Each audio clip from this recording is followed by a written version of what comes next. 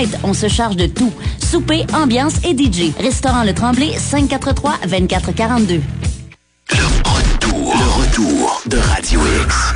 Un show divertissant, instructif et émouvant. Qu'est-ce que vous voulez de mieux dans le trafic? Le retour de Radio X avec John Ferguson. Radio X.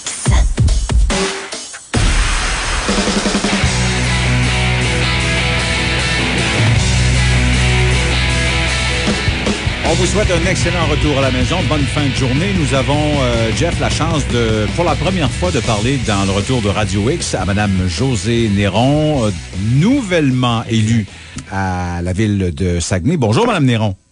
Bonjour. Ça va bien? Eh oui. Et vous? Comment ça va? Ça va bien. Première assemblée municipale hier. Vous avez aimé vos impressions? Disons que c'est sûr que c'est une première. Alors, au départ, on s'aperçoit que ça va vite. On fait nos classes. Il faut se donner du temps. Puis, mais j'ai trouvé ça très intéressant. J'ai eu la chance de pouvoir poser des questions. J'ai eu la chance de pouvoir émettre mes opinions. Puis, je pense que c'est important. Ça fait partie de la démocratie. L'équipe du matin de Radio X a reçu M. Tremblay, qui est revenu de vacances. Puis, il a parlé de vous. Est-ce que vous avez pris l'entrevue ce matin? Oui, je l'ai écouté, oui. J'ai eu l'occasion d'entendre. Juste pour le bon plaisir de nos auditeurs qui étaient peut-être pas là, je vais vous présenter un tout petit extrait que je vous demanderai de commenter par la suite. On écoute M. Tremblay. Il y a Mme Néron, là, qui va faire bande à bord, là. OK. Mais on voit bien qu'elle est toute seule, là. Les conseillers, là, ils l'ont observé, là, puis ça se parle, là. On voit bien que, écoute, on dirait que sa mission, là, à la ville, c'est de surveiller les autres conseillers. Elle parle jamais des citoyens. Dans toutes ces affaires, le citoyen, c'est pas important, c'est la surveillance. C'est comme si c'était la police des conseils. Ça fait froid comme attitude. Très hautaine, là, comme si juste elle était au diapason. Là. Tous les autres conseillers sont pas au diapason. Ouais, il y a comme une petite violence là, dans ce premier ce premier commentaire de M. Tremblay à votre sujet. Oui, disons que c'est... Je vais vous dire, c'est sûr que je trouve ça regrettable parce qu'il attaque la personne. Moi, je représente... je commence dans la vie politique, alors c'est normal que je pose des questions parce que je veux comprendre. Et d'ailleurs, il y a pas que moi dans la plénière, il n'y a pas que moi qui ai posé des questions. Et je crois que c'est simple de poser des questions pour comprendre. Quand il dit que je ne représente pas les citoyens, je trouve ça regrettable aussi parce que lorsqu'il y a eu la suggestion de faire la réunion, les réunions du conseil sur l'heure du dîner, oui. J'ai d'ailleurs mentionné en conseil que je me demandais si c'était vraiment, si vous voulez, une suggestion qui allait permettre justement aux citoyens de pouvoir assister aux réunions du conseil parce qu'on est là, on est des servants publics, on est supposé être là pour que justement les gens puissent venir nous voir et puissent participer à la vie politique. Hein. Le conseil de ville, c'est là où ils peuvent être. Ils peuvent pas être ailleurs dans tout le système, je veux dire en groupe et pouvoir nous écouter.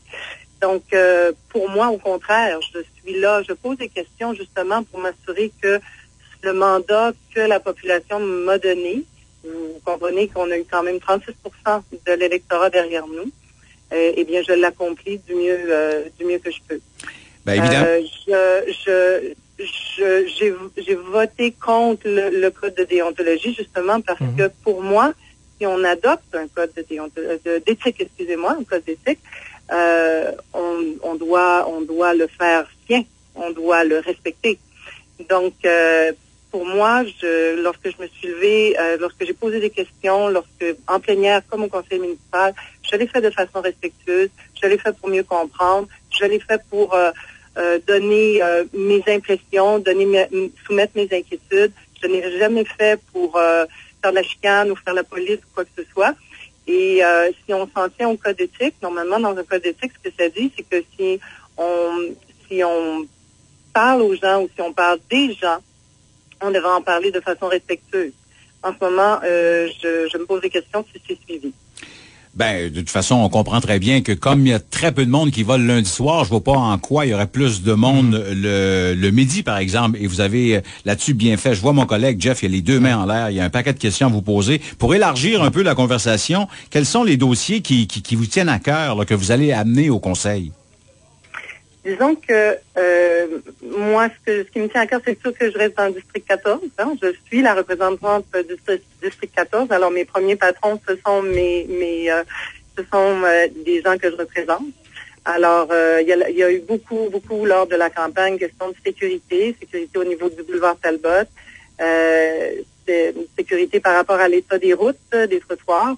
Je crois que la ville va donner un coup de barre. Je pense que tous les gens qui faisaient campagne ont entendu énormément parler de sécurité. Alors ça, c'est sûr que moi, je vais donner mon appui aux projets qui vont permettre d'avancer dans ce dossier-là. Le dossier de la STS aussi, je considère qu'il y a peut-être d'énergie qui devrait être mise pour essayer de faire en sorte que particulièrement si vous regardez au niveau du district 14, il y a plus de 30 000 personnes qui convergent pour venir travailler dans le secteur du district 14, dans juste le secteur, la cité de la santé et du savoir, à chaque jour. Donc, il y aurait peut-être moyen de voir, mais ça, c'est des études qu'il faut faire, faut comme ça sentir. Moi, j'aurais aimé aider à ce dossier-là. Je suis pas sur ce comité-là, mais si je vois qu'il y a quoi que ce soit qui se développe en cette matière, c'est sûr que je vais appuyer parce que moi, je crois que en ce moment, en 2013, une ville doit faire un virage vers le transport en commun, vers encourager les gens à se déplacer, soit à pied ou en bicyclette, encourager pour que je vous dirais, décharger, déconditionner tout ce qui se passe en ce moment au niveau de nos routes, nos ponts et tout ça. Madame Néron, on parlait tout à l'heure là, du fameux code d'éthique des élus. Vous avez voté contre par principe. Puis la chose est que, est-ce que ultimement, ce serait pas de faire une plainte au point de vue de l'ERD au Mamro, puisque là, il semble, ça a été adopté et d'une manière ou d'une autre, Fabien Ovington, il est DG de la zone portuaire. C'est un fait accompli. Puis le maire ce matin nous disait que on voulait pas être hypocrite. On l'a annoncé dans les jours qui ont suivi. Puis même chose dans le cas de Monsieur Laforêt. Ultimement, est-ce que la solution, c'est pas de faire une plainte au Mamro? Je vais vous dire, c'est quelque chose sur lequel le RD va sûrement se pencher, puis les procédures vont être enclenchées en fonction de ce qu'on nous dit au niveau du Mamro, c'est évident. Parce qu'en ce moment, c'est quelque chose que moi, quand les gens me parlent dans la population, les gens ne comprennent pas.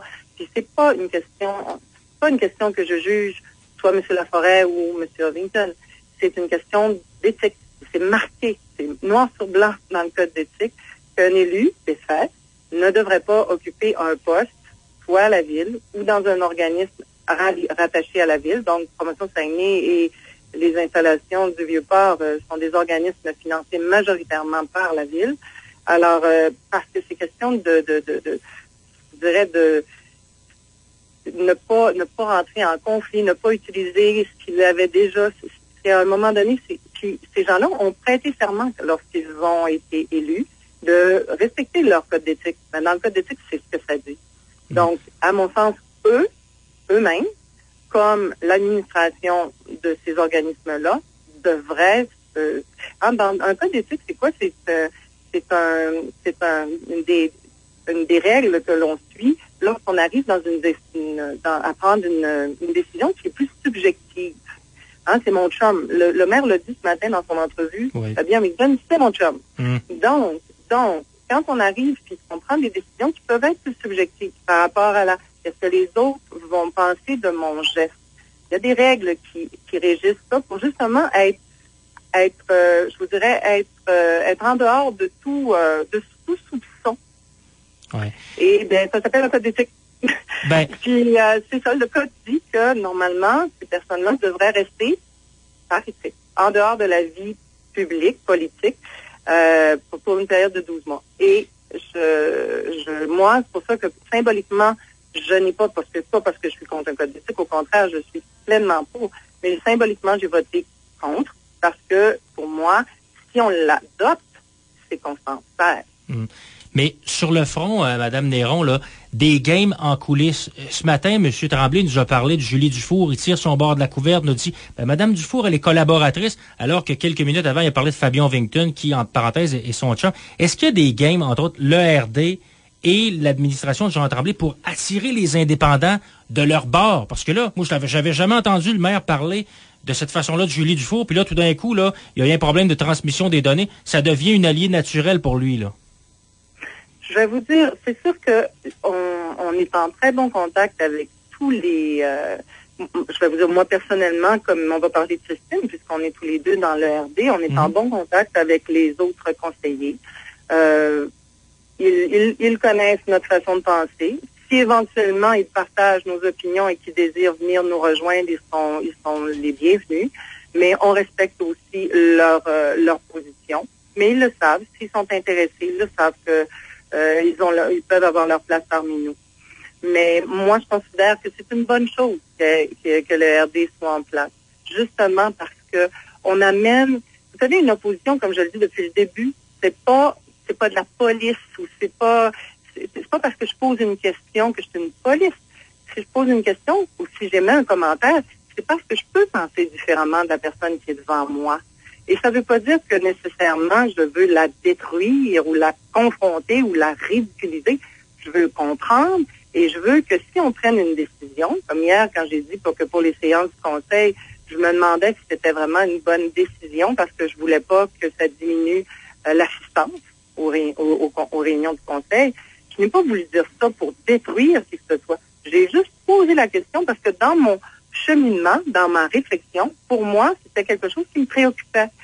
Et si la personne qui est devant moi voit ça comme une agression, ben là, il faudrait que la personne, je vous dirais, s'élève au-dessus de tout ça parce que c'est vraiment pas ce que j'ai voulu faire. J'ai voulu juste émettre un commentaire. Et après ça, ils ont dit on va l'essayer. Et j'ai dit oui, si on l'essaye, c'est parfait, mais si on voit que ça fonctionne pas, on peut toujours revenir. Je voulais m'assurer qu'on pouvait revenir en arrière. On m'a rassuré, on m'a dit oui, c'est parfait, c'est correct, on va l'essayer. Madame Néron, j'aime vos réponses. Vous êtes vous semblez très déterminée. Est-ce que vous êtes un peu déçu?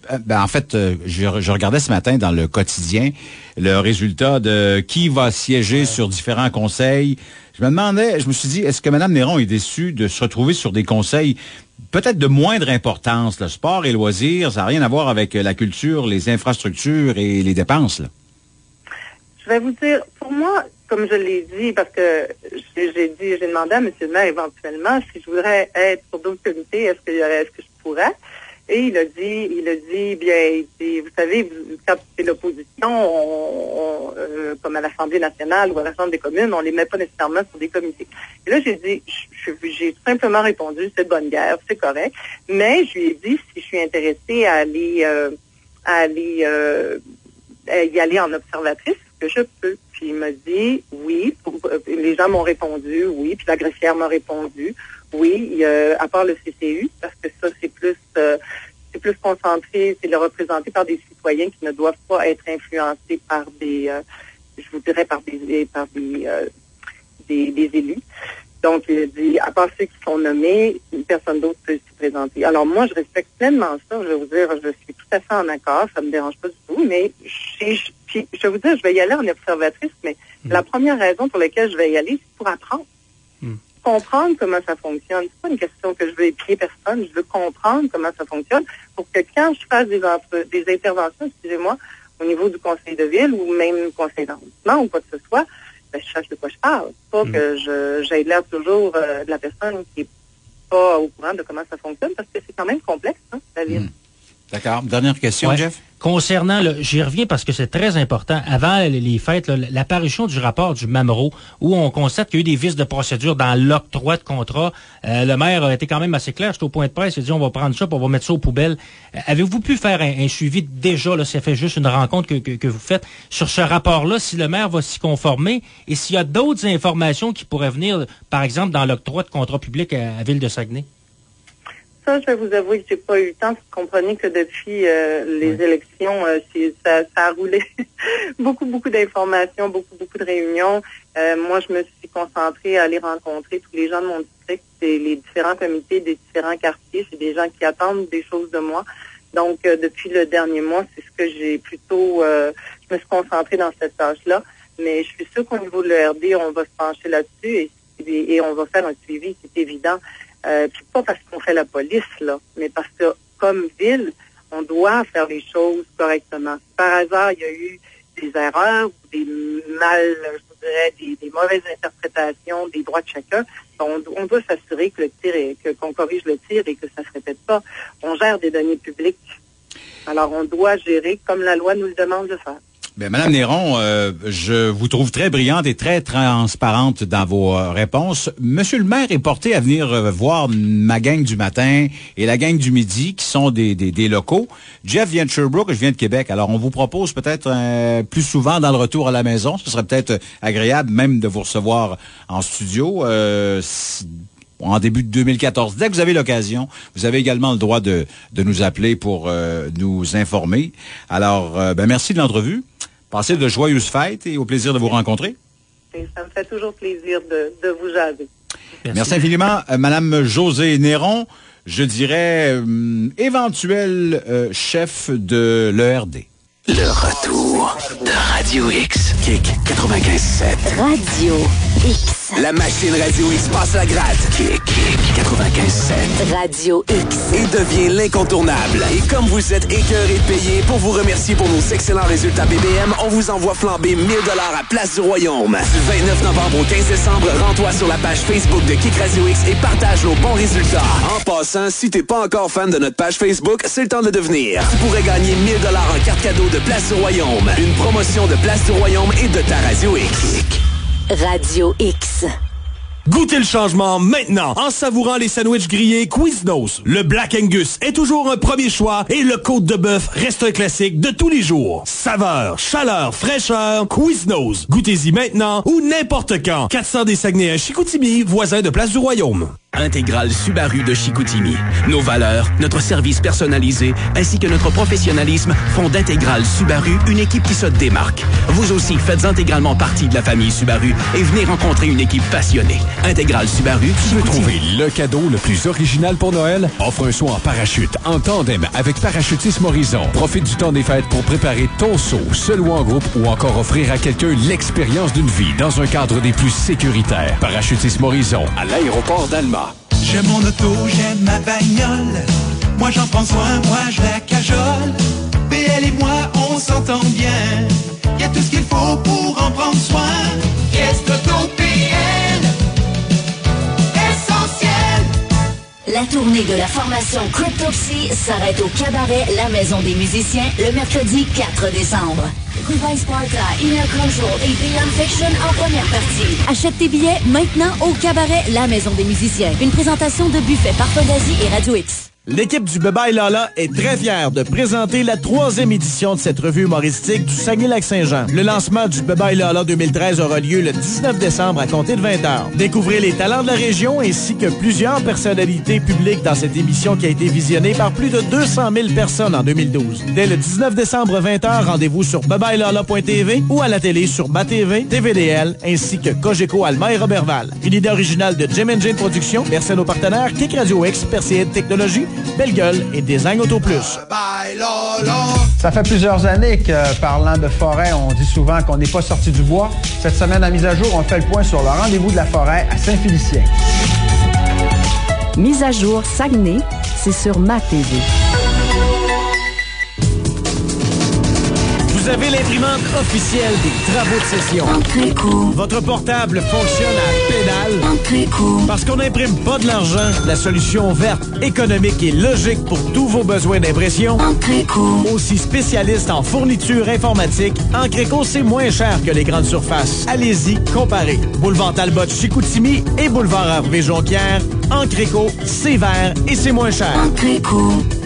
Salut, c'est Fred de l'émission Midi Pile à Kick Radio X. Ce jeudi 5 décembre, j'inviterai une petite famille à venir souper avec moi au restaurant Moutarde dans le cadre du Noël au Carré Davis. Inscrivez-vous dès maintenant au kickradiox.com. Une promotion de l'Association du développement économique et culturel d'Arvida, du restaurant